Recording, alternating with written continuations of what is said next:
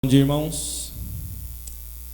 Vamos começar a nossa aula da escola dominical, mas numa dinâmica um pouquinho diferente. Porque a aula hoje eu espero ser mais prática, né? Então hoje é dia de ter aula prática, né? Ou ainda de fazer exercício, né?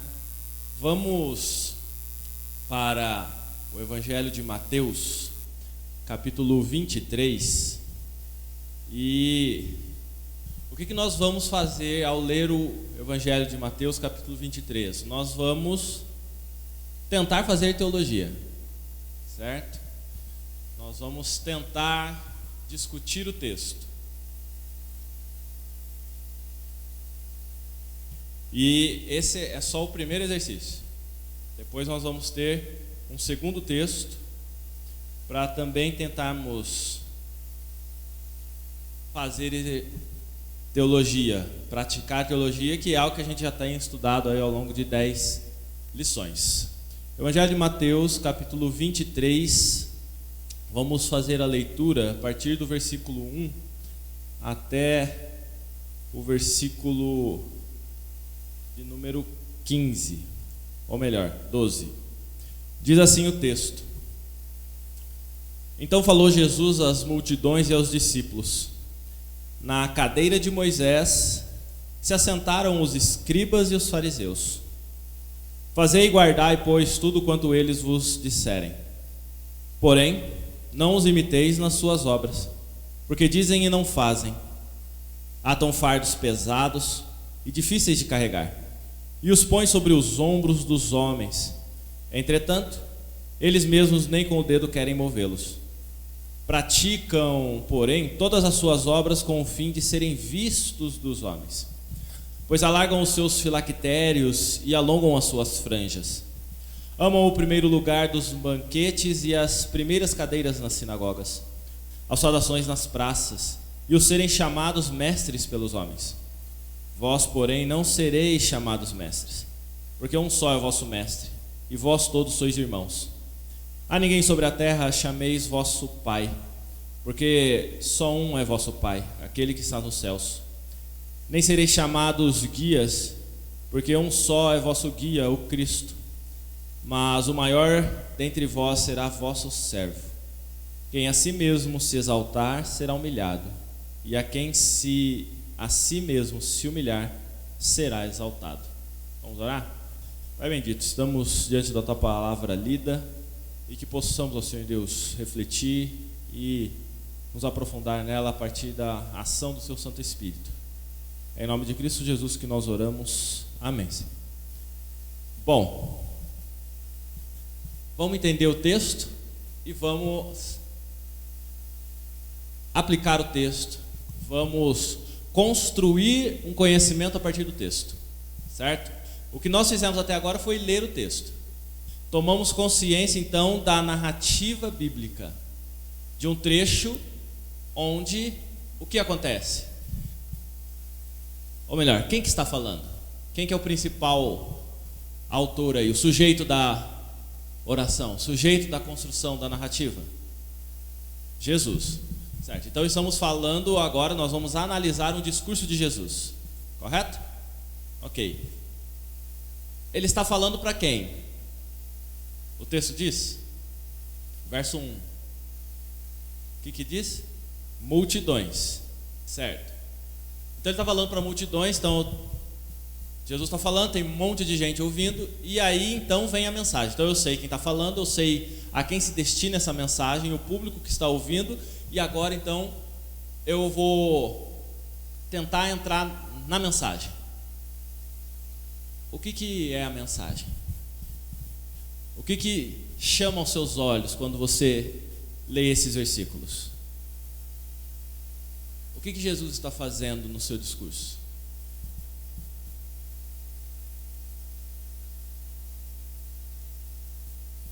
Ele está fazendo uma advertência. Se é uma advertência, é porque existe um perigo, algo que deve ser tomado cuidado. Que perigo é esse?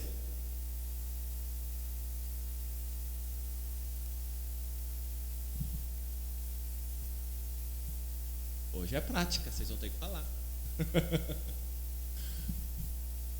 Senão não vai ter média. Vou colocar lá conceito insatisfatório. Não vai fechar, não vai passar de ano. Vai para recuperação. Então tem um perigo aí. O perigo é o quê? Qual que é o perigo? O ensino dos fariseus. É só o ensino dos fariseus ou são os próprios fariseus?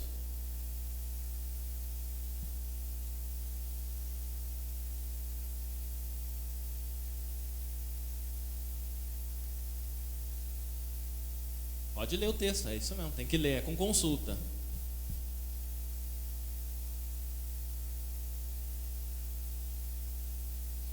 O Jesus, ele critica uma postura, uma prática, a pessoa, né?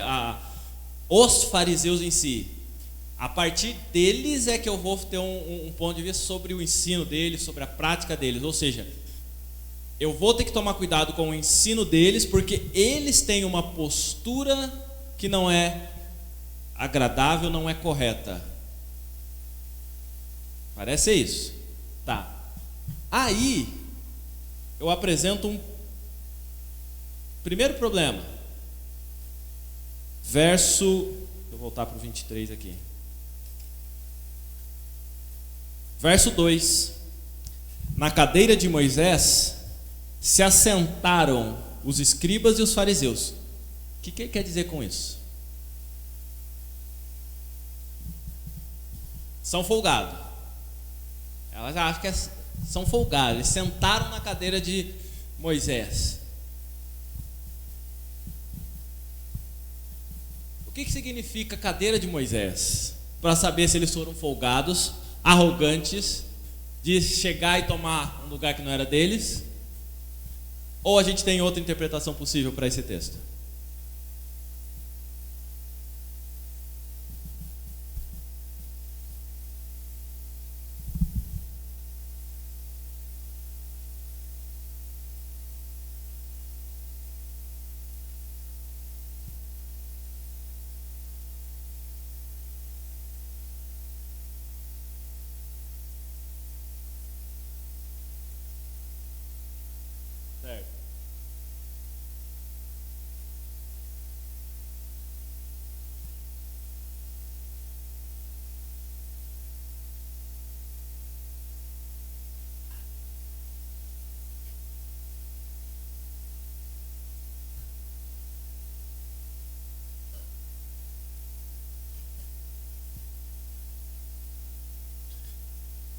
Eu vou pegar isso,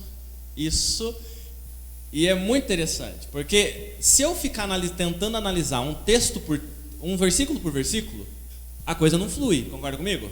Se é um discurso, você não pode deslocar um trecho do discurso todo, certo? Porque é o discurso todo que tem a intencionalidade.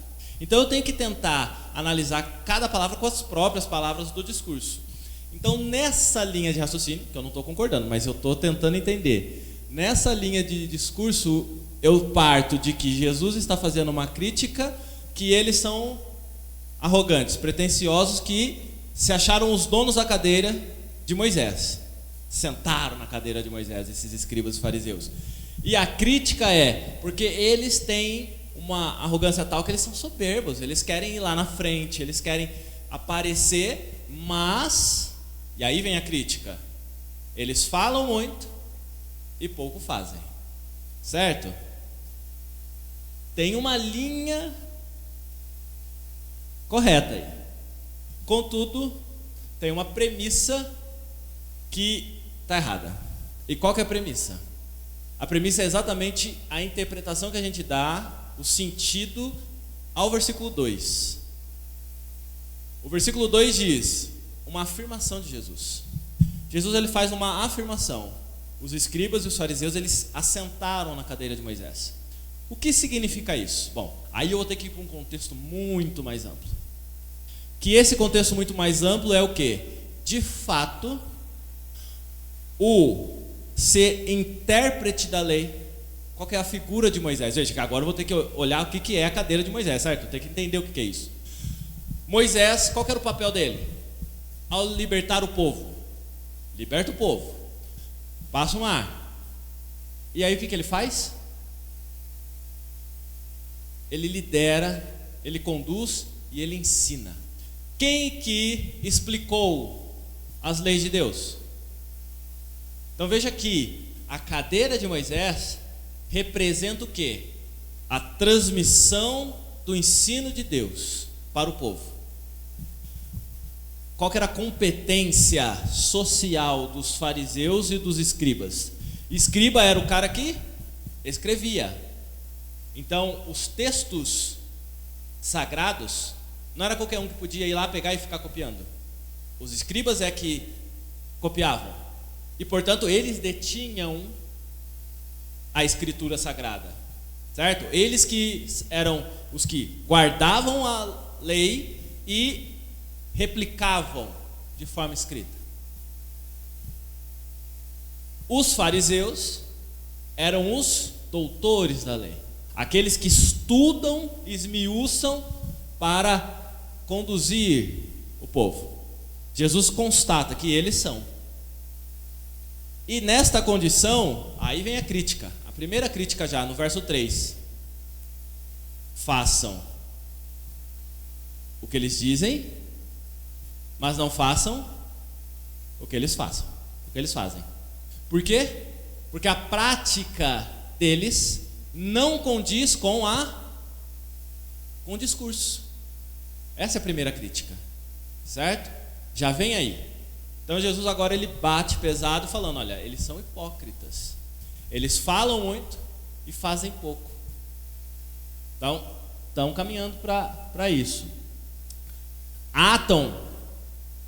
E veja que Jesus ele não para, porque se ele fala assim, olha, segue o que eles dizem, mas tem muita coisa do que eles dizem que não está certo. E aí vem o verso 4 para justificar isso que eu estou falando, que ele fala, atam fardos pesados e difíceis de carregar, e os põem sobre os ombros dos homens, entretanto eles mesmos nem com o dedo querem movê-los. Ou seja, Jesus reforça o fato de que eles ensinam coisas muito pesadas, muito complicadas, impõe sobre o povo um determinado peso da lei que eles mesmos não querem seguir. Esse é o fariseu, esse é o escriba, esses são os líderes daquela comunidade. É isso que ele está colocando, certo? Então existe um sentido aí de uma crítica de Jesus à prática teológica dos fariseus, que é o quê? Quando eles interpretam a lei de Moisés, com até legitimidade por serem eles os responsáveis por isso, então existe uma legitimidade, eles até têm autoridade para fazer isso, contudo, estão fazendo de jeito errado, porque a preocupação deles é o quê? Oprimir o povo, fazer com que o povo se sinta miserável e eles sejam reconhecidos como santos, certo? Só eu consegui enxergar isso no texto? Ou vocês percebem essa linha? Tá, aí a gente segue, porque até agora a gente está no 4. Praticam, porém, todas as suas obras com o fim de serem vistos dos homens, pois alargam seus filactérios e alongam as suas franjas. Eles gostavam de usar franja, então eu já não ia dar muito certo como fariseu, porque eu não gosto de franja. O que ele quer dizer com isso? O que é filactérios? Franjas.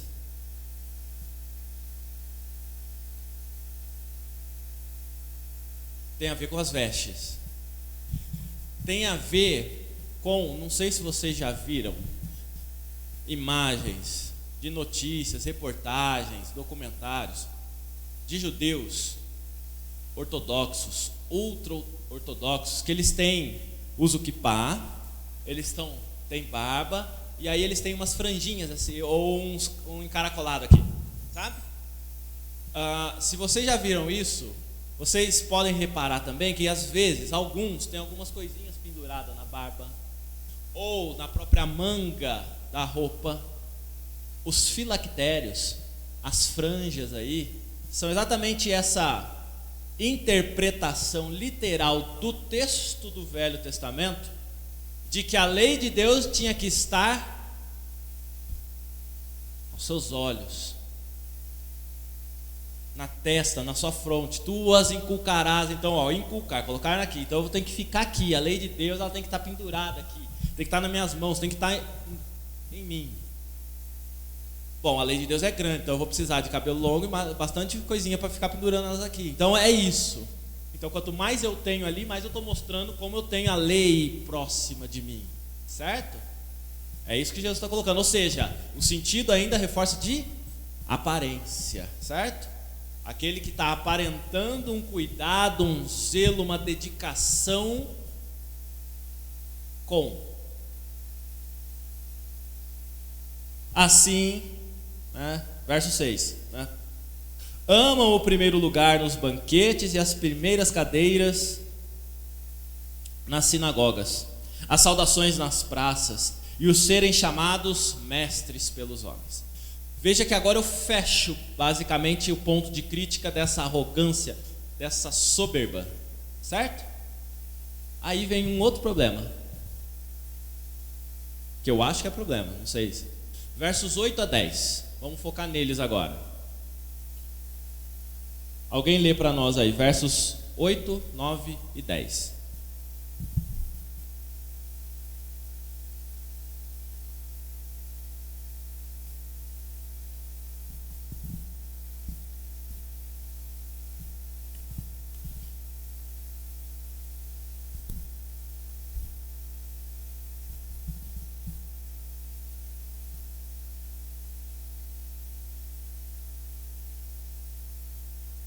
Veja, temos Jesus falando o que agora? Como consequência desta crítica feita aos fariseus. O que Jesus faz agora? Jesus, ele continua fazendo advertência? Ou ele parou com a advertência? Parou. Agora a mensagem é do quê? Qual que é a intenção de Jesus com a fala?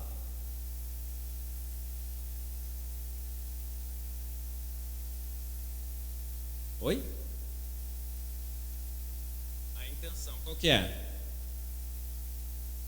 O que ele espera das pessoas que estão fazendo, que estão ouvindo? Que atitude? Que ação? Vai, fala o que você pensa.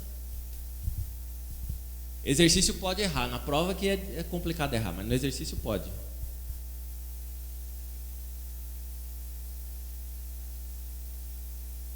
Fala sobre humildade, porque diferente da postura deles, vocês não devem ocupar os primeiros lugares, ter franjas, ser conhecido na praça, onde vocês passam, não é para vocês serem youtubers, não era para vocês serem os famosos ali, né? Os globais, não é para nada disso, não é para você ser o cara que onde você passa todo mundo te reconhece, né? Mas Jesus é enfático em 3 coisas.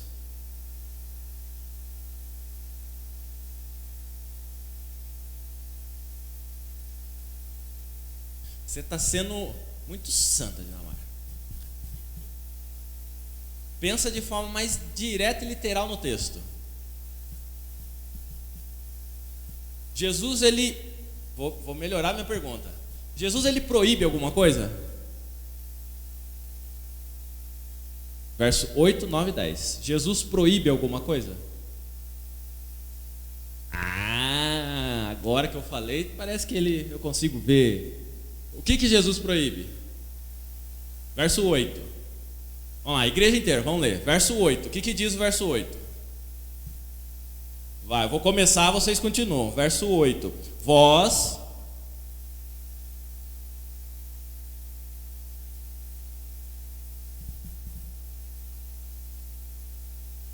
Vós, porém, contudo, entretanto, não. Então é uma adversidade em relação ao que foi colocado antes, certo? É uma posição contrária ao que foi colocado antes.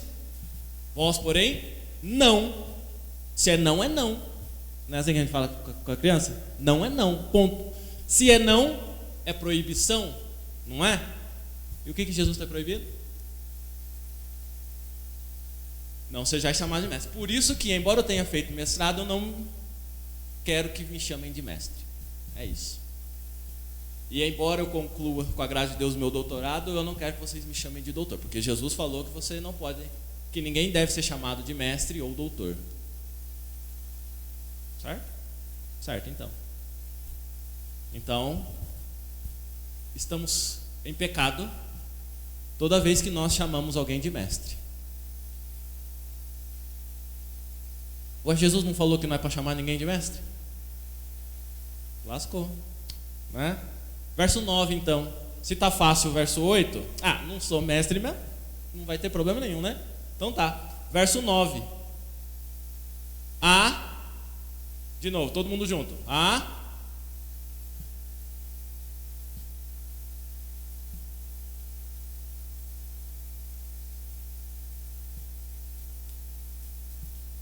Vai? Você quer que fiquem te chamando de papai? Você quer que a criança fale primeiro papai do que mamãe? Mamãe ela pode falar. Título de mamãe toda criança pode chamar. Agora papai não pode, não. Jesus está falando que a ninguém na terra vos chame por pai. Vou ter que falar para a Milena agora me chamar do quê? De Senhor não pode, porque Senhor é o único que é Jesus Cristo. Pai não pode, porque pai é Deus. Paulo. Ô Paulo. Não é? E aí? Eu estou jogando vocês numa enrascada. Mas é dessa enrascada que vocês têm que sair. Se virem agora. Jesus falou? É uma fala de Jesus? É. Jesus foi literal no que ele está falando? Foi literal ali. Ele disse em alto e bom som tudo que ele está dizendo aí. A pergunta que eu faço para vocês é: a interpretação que eu estou dando ao texto, interpretação literal do texto, é a que deve ser entendida da fala de Jesus? Por quê? O não ou o sim é fácil. O falar por quê que é difícil. E isso é o que é fazer teologia. E agora? Como que a gente sai dessa? Vocês têm que sair, né?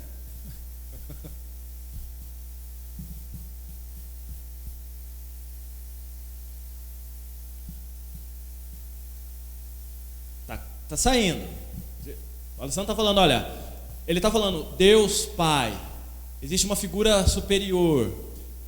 Jesus está querendo dizer que não existe uma figura superior além de Deus. Onde que eu encontro um amparo para isso? Não preciso dar o endereço completo do texto bíblico, mas onde que vem alguma coisa na minha cabeça que me lembra isso?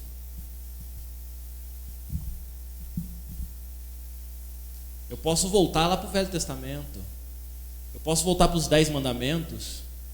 E um dos primeiros mandamentos é: não terás outros deuses diante de ti. Não adorarás. Não farás imagem de escultura. Certo? Oi? Outro texto: não servir a 2 senhores. Né? Então eu vou começando a lembrar de textos bíblicos que nos posicionam para um entendimento do que Jesus fala, que não é uma interpretação literal de restringir, de proibir e de condenar você chamar pessoas de mestres, você chamar o seu pai de pai. Concorda comigo? Guia é um termo que a gente não usa tanto hoje em dia, né? O verso 10 fala: não chameis ninguém de guia, porque não tem tanto uso hoje na nossa cultura chamar alguém de guia, né? De forma tão comum como você encontra com pai ou mestre, né? Tá, então, continuo podendo falar para a Milena me chamar de papai. né? Sem problemas aí. Porque de fato, então, o que Jesus está criticando aí? Ou o que Jesus espera das pessoas? Que na relação social com outras pessoas, e que essas outras pessoas possuam uma figura de autoridade, e embora essa figura de autoridade seja legítima, amparada, tenha um caminho correto para ela estar onde ela está, fazendo o que ela faz, eu não devo me esquecer do quê? De que ao me relacionar com ela, eu não devo colocá-la numa posição que é a próxima de Deus. Se eu olho para os escribas e fariseus como emissários de Deus, semelhantes a Moisés, pessoas essas que o que eles falam é lei, e eu devo adorá-los, eu devo prestar honras a eles, eu devo até colecionar selfie com eles, porque eles são famosos, e eu devo até esbanjar para todo mundo que eu conheço fulano de tal, eu sou amigo de não sei quem, eu janto na casa de não sei quem, sendo esse quem? Liderança, sendo alguém importante. É essa crítica que Jesus está colocando. Conseguem perceber essa linha? Porque quando eu chamo alguém de mestre, no contexto do que ele está criticando, eu estou criticando o fato de alguém se impor pelo título de mestre, e eu reconhecer nessa pessoa alguém que eu não posso criticar, e portanto ele é infalível. Mas quem que é o mestre de fato? Senhor da lei, Jesus Cristo. A ninguém chameis de pai, no sentido cultural, que perdura em alguns contextos ainda, de que a palavra do pai é a lei, é a regra inquestionável, pouco importa o parâmetro e a linha disso. O que ele fala é a regra e não se questiona. Mas quem é de fato o vosso pai? É essa a provocação. Quem é que pode ser considerado alguém que não se questiona a condução, a disciplina? Quem de fato age sem pecado sobre as nossas vidas? É esse olhar que Jesus está colocando, e por isso ele vai até usar um termo mais simples, guia, e que no nosso contexto hoje é utilizado por muitas seitas, por outras religiões, o guia espiritual, não é? Tem agora um termo até novo aí, né? Os coaches, né? Então eu não sou um guia espiritual, eu sou um coach espiritual, né? Eu não sou um guia emocional, não, eu sou um coach para regular as suas emoções, para te ajudar a se encaixar, a energizar melhor você e tudo mais, né? Então você tem essa linha. Essa é a crítica que Jesus faz. Aí a gente tem já o final do texto para esclarecer isso. Mas o maior dentre vós será o vosso servo. Quem a si mesmo se exaltar será humilhado, e quem a si mesmo se humilhar será exaltado. Ou seja, aí eu fecho. O sentido do quê? O propósito das pessoas que se vinculam com o Senhor, que no nosso contexto se denominam cristãos, eles devem ter uma postura tal diferente deste padrão. Se você de fato quer ser reconhecido como o maior dos servos do Senhor, o que você deve ser? Servo. O maior título que você vai ter é o quê? de servo, daquele que serve. O que serve não é o cara que fica sentado no primeiro lugar, esperando que todos que estão atrás vejam que ele está à frente, que ele é o primeiro a chegar, o último a sair, e que ele está sempre presente, e que não. O servo é aquele que está fazendo.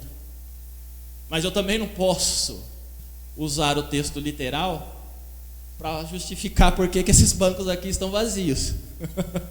Porque nesse sentido fala, não, eu não vou sentar na frente, porque Jesus falou que não é para ficar usando os primeiros lugares, né? A gente tem que chegar e sentar no fundo da igreja, né? Não use o texto literal dessa forma, porque se você usar o texto literalmente dessa forma, você também tem que usar o texto literal para não chamar ninguém de pai. Percebe? Certo? Isso que nós acabamos de fazer é um pouco de exercício teológico, que nós devemos ter cuidados, concordam comigo? Cuidados estes, de não só ler o texto, ver quem é o sujeito da ação, da narração, a quem se destina, analisar o contexto ao redor, mas eu tenho que ter uma capacidade, uma habilidade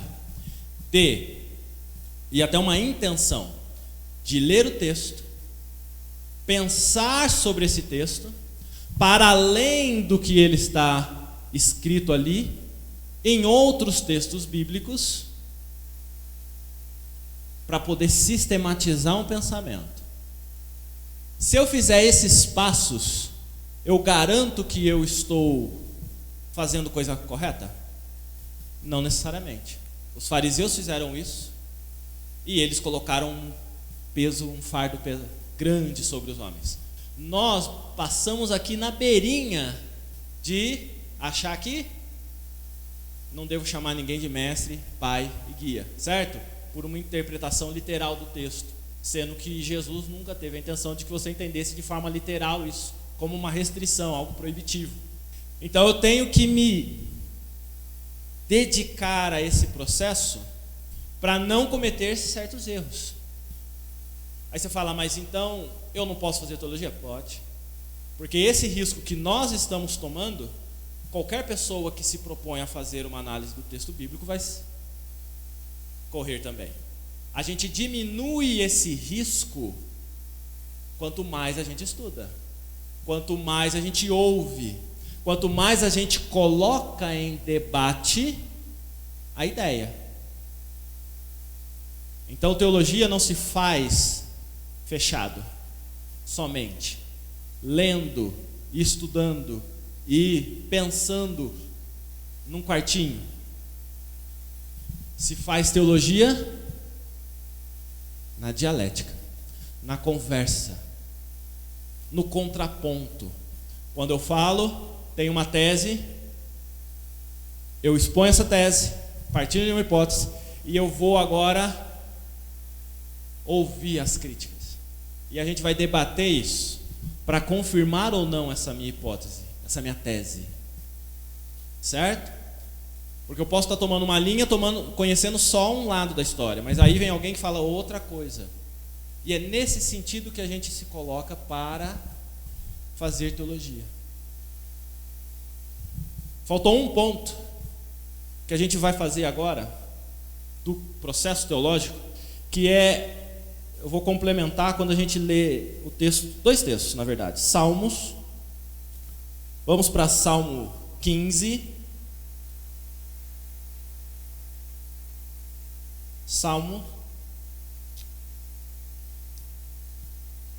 Não é Salmo 15. É Salmo 105, quase não vi o zero aqui, é Salmo 105. Mas já até assustou, né? 15, como assim? Agora ele vai analisar o texto que eu acabei de analisar, né? Será que ele vai falar que eu fiz coisa errada aqui? Hein? Salmo 105.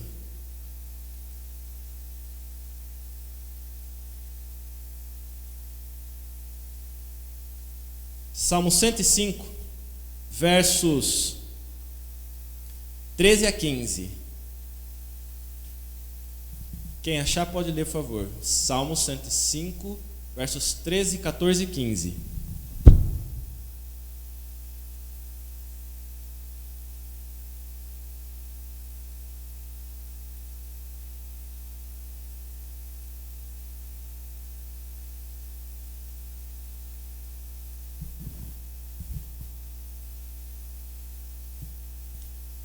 O verso 15 é um verso que é bastante usado hoje em dia, né?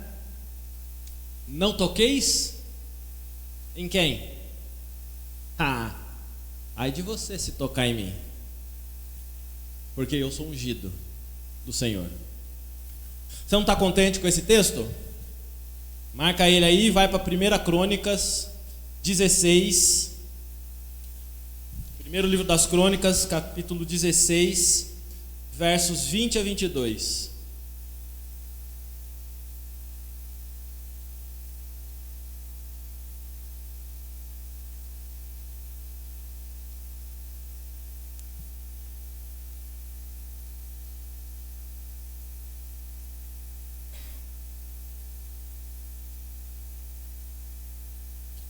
Veja, Davi está citando o Salmo 105, agora na narrativa de Crônicas aí, e ele reforça, ou Deus reforçou aí no texto bíblico, em 2 momentos, a mesma coisa: não toqueis no ungido do Senhor. Mas os fariseus não sentaram na cadeira de Moisés? Então por que Jesus está falando contra eles? Porque Jesus está acima deles, em nível hierárquico. Ok, então Jesus pode falar, mas eu não posso falar então. Vou fechar agora o que falta de teologia, que também é um erro: a aplicação. Porque falar de coisas bíblicas sem a gente trazer para o contexto atual é uma teologia que não serve para nada. Então, para o nosso contexto, eu sou presbítero, legitimamente eleito por esta igreja em assembleia, ungido pela mão de pastores, presbíteros, da primeira ordenação, e a cada eleição com imposição de mãos. Quem são vocês para me questionar quando eu falo sobre a Bíblia? Não é, Jatir? Com que autoridade vocês se levantam contra o conselho da igreja? Nós somos ungidos do Senhor. Não toqueis no ungido do Senhor. E não é por qualquer coisa não, na obra, estamos na obra, estamos falando a palavra de Deus. Vocês agora têm o dever de combater o que eu estou falando. Porque se vocês não fizerem isso agora, qualquer pessoa que ficar aqui vai ser um tirano sobre a vida de vocês. Vocês precisam agora me combater nessa afirmação. Porque senão, né, Jair? Vamos sambar agora aqui. E o pecado é de vocês se não seguirem. Ai de vocês se não fizerem o que a gente está falando. Afinal de contas, somos ungidos do Senhor. E aí?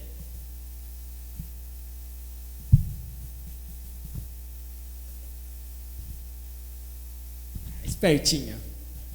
Vai usar a minha fala contra mim mesmo.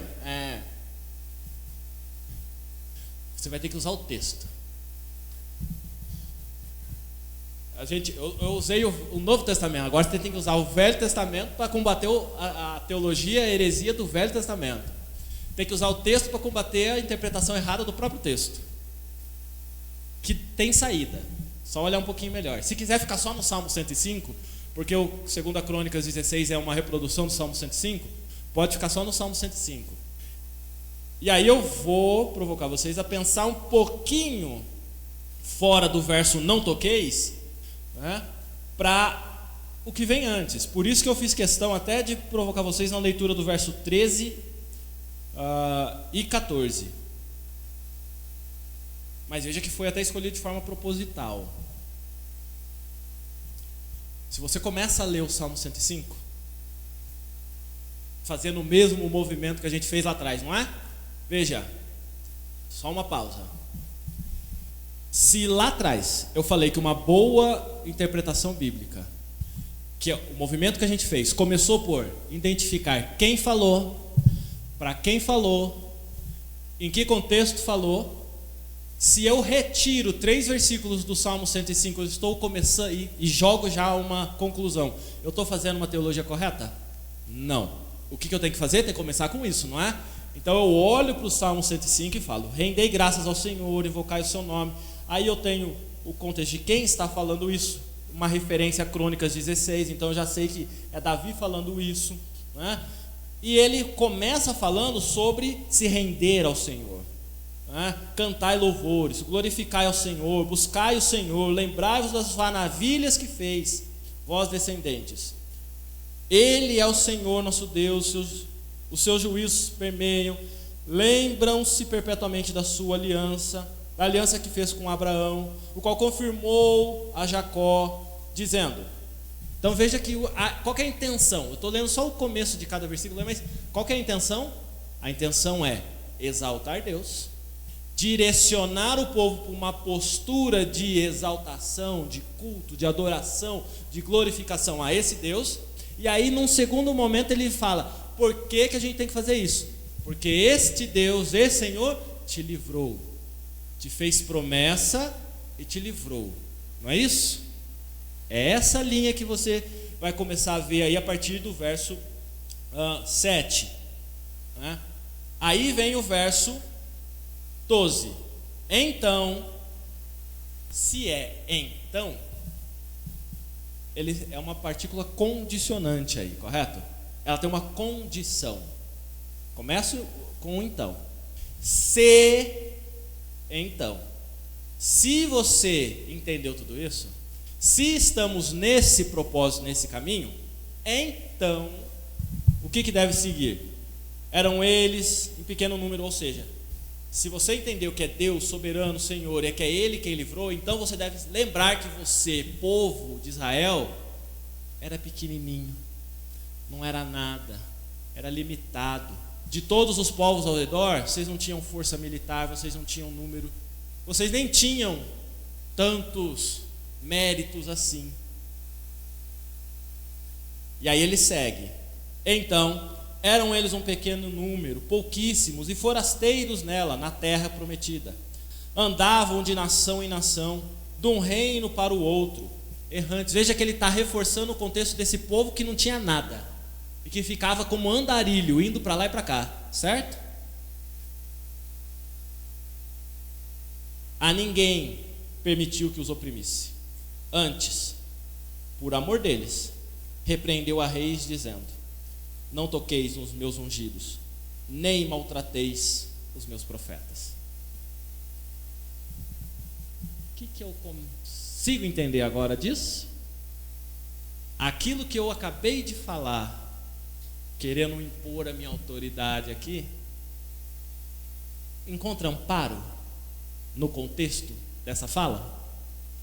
Porque quando se afirma o texto bíblico que Deus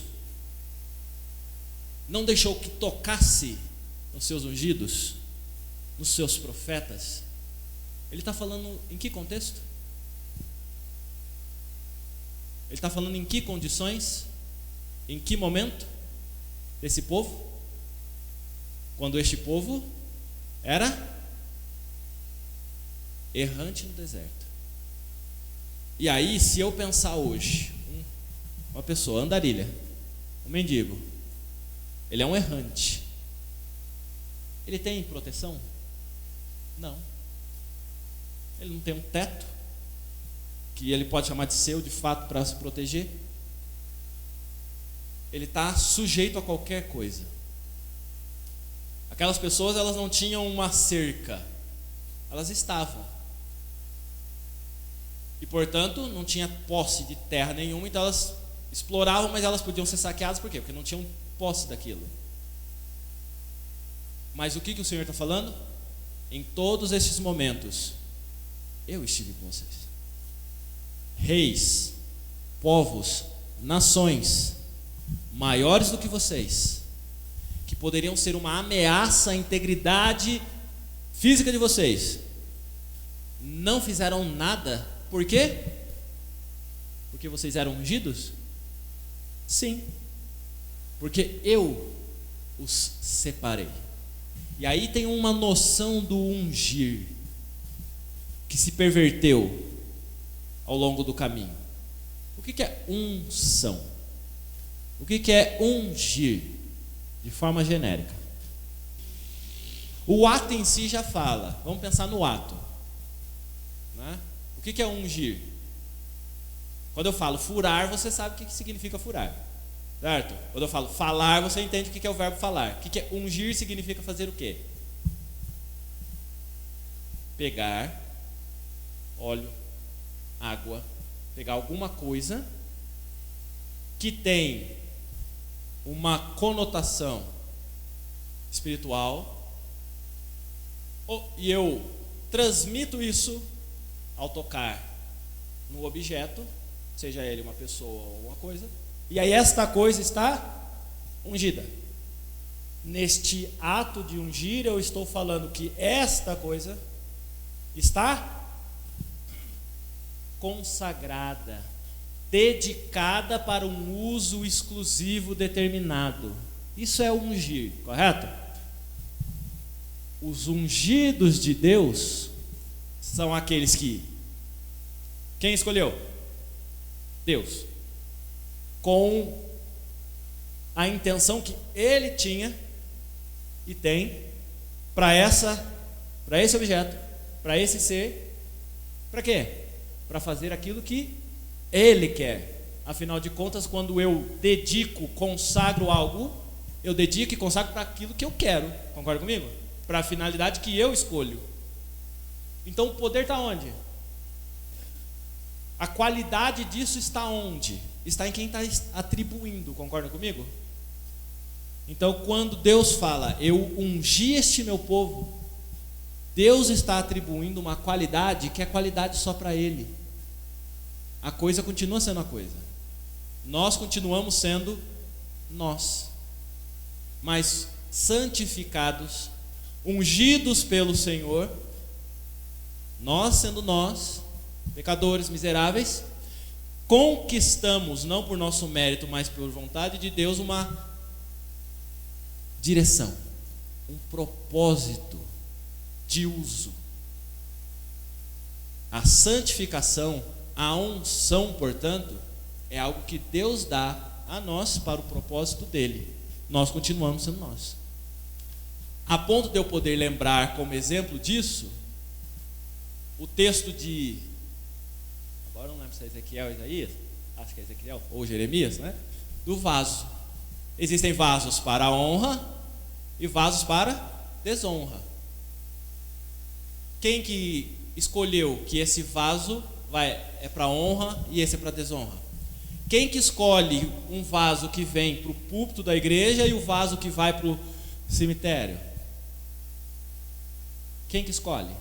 Quem que escolhe a tigela que coloca comida e a tigela que coloca terra e esterco? É a tigela? A qualidade está na tigela? Ou a qualidade está no propósito dado para a tigela? E portanto, a qualidade sou eu que atribuo. E aí eu vou para um outro texto que também fala dessa questão de barro, quando o profeta fala: por que vocês estão adorando imagens? Por acaso não é o mesmo oleiro que pega o barro, e desse mesmo monte de barro, aqui ele vai lá e faz uma escultura para você adorar, e desse mesmo barro ele pega e faz um vaso? Ou faz uma colher, ou faz um pote, ou faz um prato? E você está adorando o mesmo pedaço de barro, que só tem um formato diferente? Onde está o poder desse barro? Certo? Voltando para os textos de Salmo 105, né? Porque eu não posso fugir do que eu falei, né? Tem que usar o texto. Então, veja que, olhando para a narrativa do Salmo, de forma poética, então aqui não é uma narração, é uma poesia, ele está falando: olha, o não tocar no ungido é algo que eu não deixei quem tocasse. Eu protegi vocês, ungidos. Por quê? Porque vocês são meus, porque eu tenho um propósito específico para vocês. Então, quando servos, porque vão se apresentar como servos, miseráveis, desgraçados, porque não possuem a graça, certo? Vierem e se imporem, sou ungido do Senhor. Não toque no ungido do Senhor. O que nos cabe? Não é dar voadora neles, mas é o quê? Usar a palavra do Senhor para falar: vem cá, senta aqui do meu ladinho, que eu vou te dar uma aula de teologia. Você só pensa, você não fala, né? Vem cá que a gente vai conversar sobre esse texto. Você sabe aonde na Bíblia que está falando isso? Ah, não sei. Vamos dar um Google então? Vamos. Eu fiz isso. Peguei o Google, abri e coloquei: não toqueis. E o Google, com inteligência artificial, já falou: não toqueis no ungido do Senhor. É esse mesmo que eu quero, Google. Aí já cliquei ali, ele já completou para mim a frase, que eu nem precisei começar. Então, o que significa que muita gente está pesquisando isso daí, certo? Está interessado em saber não toqueis, provavelmente porque quer usar isso para falar: não toca em mim, sou ungido do Senhor, certo? E você deve conhecer com certeza não só pastores, mas crentes que falam isso: não toca em mim que eu sou ungido do Senhor, não vem para cima de mim que eu sou ungido do Senhor. E aí, o texto, logo de cara assim, e aí ele tem, se você já fez pesquisa no Google, ele até faz perguntas depois, assim, não é? Depois de uma referência, ele vai colocando: você quer saber isso, aquilo lá. Aí que eu peguei esses dois textos, fiz exatamente isso. Só que o que eu fui além? Eu não dei crédito para um texto da Universal que interpretava esse texto exatamente para defender que o ungido do Senhor é alguém especial, que você deve ter cuidados. E está lá, texto da Universal falando uma interpretação para proteger os seus bispos de ataques das pessoas, ou de ataque de terceiros, daqueles que são gentios, certo? A interpretação é exatamente para falar: eu sou autoridade, eu sou ungido do Senhor, toma cuidado comigo. E validando isso pelo texto bíblico. Então, dar um Google aí me ajuda, mas não é tudo. E de forma prática, o que eu tenho que fazer? Eu tenho que fazer teologia, eu tenho que olhar para o texto, eu tenho que ler o texto, eu tenho que buscar compreender o que o texto está dizendo e separar aquilo que é literal daquilo que é poético, interpretativo. E para isso eu vou precisar ler mais a Bíblia, vou precisar buscar pessoas que já leram bastante a Bíblia e já estudaram ela afinco para me ajudar. Eu vou precisar também, e vou ter que me dispor a conversar com as pessoas sobre isso. Qual o espaço que a igreja tem para isso? Estamos aqui. Igreja. Escola dominical. Mas para que isso aconteça, o que está aqui, a teologia que está aqui dentro da cuca de vocês, tem que ser a teologia que está na boca de vocês. E aqui, a gente tem que perder o medo de falar e de errar. Porque nesse momento, de fato, a gente pode errar. E graças a Deus que a gente pode errar. Que a gente pode falar a maior baboseira e heresia do mundo. Porque na verdade, eu estou aqui buscando conhecer a palavra de Deus. E ao buscar conhecer a palavra de Deus, eu estou mostrando que eu não conheço. Eu não vou para um lugar para aprender aquilo que eu já sei. Simples assim. Às vezes a gente vai para uma palestra, né? Vamos falar tudo que a gente já sabe. Mas eu tenho que estar lá por quê? Porque ele possui um título, não sei o quê, mandaram vir aqui. Aí você fica lá viajando um monte de coisa. Já vai falar tudo que eu sei, né? Aí às vezes você pensa assim: eu sei até mais do que ele, está falando um monte de bobeira lá, mas eu não posso parar ele e falar, né? Lá numa palestra talvez não aconteça isso. Mas aqui, o que vocês podem falar? Espera aí, Paulo. O que você está falando, eu acho que não é assim. Eu estudei desse jeito e quando eu li esse texto aqui eu entendi desse jeito. E o que eu tenho que fazer? Não toque no ungido do Senhor? Não tem que frear isso. O que eu tenho que fazer? Tem que ouvir você. E a gente vai ter que fazer o quê? Conversar sobre. Espero que a partir de agora, que já teve o primeiro sinal, né? Então vai ter o segundo. Espero que vocês se coloquem no mesmo propósito nosso de falar de teologia nesta escola dominical, para que a gente possa conversar sobre tudo que está aqui e aqui. Nós não devemos ter compromisso com o erro. Só que eu só vou saber se eu estou errado quando eu falo para o outro. E o outro fala, olha, eu acho que você está errado. Mas o ficar no eu acho que você está errado não é suficiente. Eu acho que você não está errado por quê? Porque eu li isso, entendi isso. E aí começou um negócio interessante. E quando essas duas pessoas não conseguirem fechar a questão, elas vão fazer o quê? Vão buscar uma terceira. Não uma terceira que sabe menos do que eles, mas uma terceira que sabe um pouco mais, ou que pelo menos acha que saiba mais. E assim a gente vai construindo esse processo. O pastor, os presbíteros, eles estão exatamente nessa função dentro da igreja.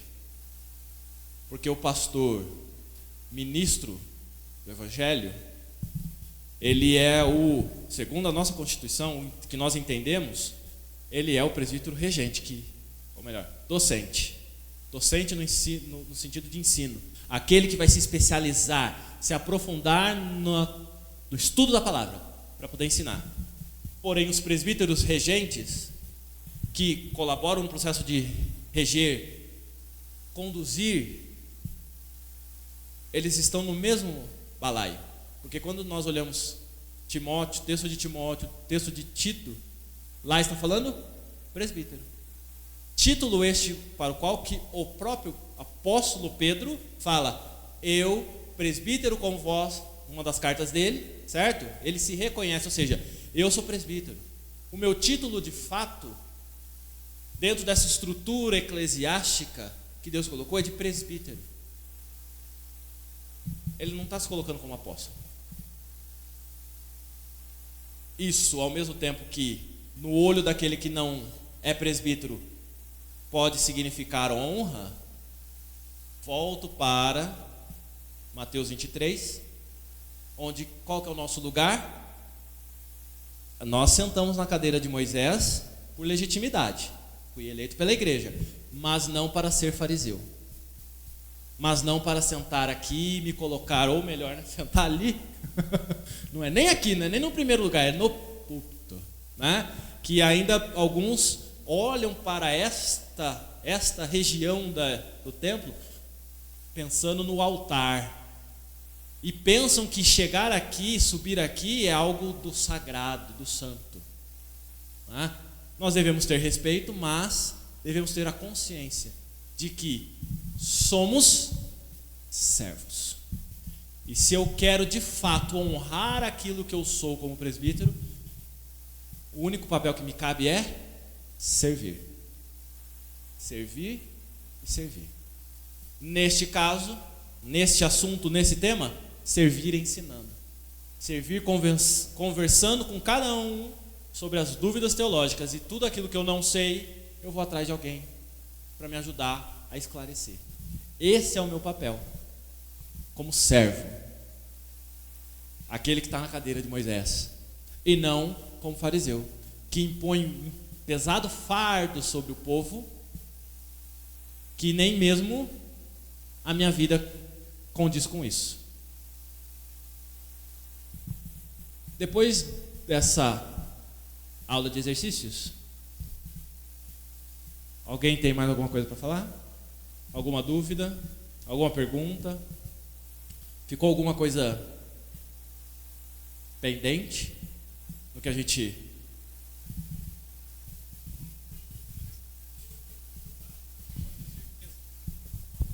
Eu tenho certeza que esse momento de escola dominical é um momento onde nós podemos realmente estar tirando as nossas dúvidas, conversando, sem medo mesmo de errar, porque muitas vezes, meus irmãos, não é que nós não sabemos, às vezes nós achamos que sabemos. Nós estamos num mundo globalizado aí, onde você liga a televisão e você escuta falar do Evangelho, falar de Cristo, e às vezes falam coisas lá, por exemplo, se você ligar lá na tela da Universal, você vai ouvir exatamente o que o Paulo falou. E às vezes a gente leva aquilo como verdade, não toqueis no ungido do Senhor, então, né, não posso falar do pastor, não pode, do presbítero, né? E esse é o momento em que o texto, ele não é somente pego um versículo, que nem é feito nessas igrejas, mas o texto é visto, como foi falado aqui, o contexto, e aí você tem um norte real daquela frase específica ali. Então, eu só quero agradecer, né, pela disposição do presbítero Paulo de estar à frente dando essa aula de teologia, e exortar os irmãos que não se acanhem, que perguntem mesmo, né? Enquanto o Paulo estiver à frente, pergunte. Quando for a minha aula, daí os irmãos não perguntem muito não, tá bom?